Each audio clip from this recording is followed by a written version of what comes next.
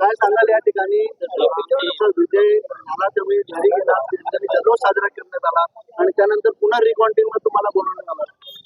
आज तर मी सर्वप्रथम आमच्या धर्मराजा ग्रुपचे सर्व माझे आधारस्तंभ निलेशजी चौधरी साहेब, नारायणजी चौधरी साहेब, हनुमानजी चौधरी साहेब आणि आमच्या ह्या वार्डामधून 22 नंबर वार्डामधून ज्या माझ्या माता भगिनी आणि मित्रमंडळींची साथ दिली।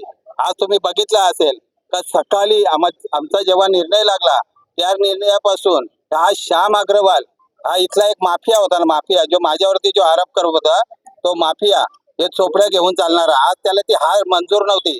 त्यांनी आम्हाला 2 घंटे इथं बसवून ठेवलेला होता।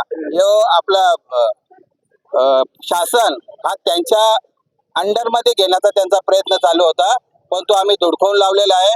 येत्या कालामध्ये श्याम अग्रवालला आता माहीत झालेलंच आहे त्याला पुढे ही जागा भेटणार नाही। त्याच्यामुळे तर त्याचा पूर्ण प्रयत्न चालू होते आणि त्यांचे हितचिंतक इथे येऊन बसले होते का त्याला कसंही करून सर्टिफिकेट नाही भेटावा यांचा त्यांचा एक उद्देश होता, पण तो उद्देश त्यांचा सफल झालेला नाही। जय श्रीराम।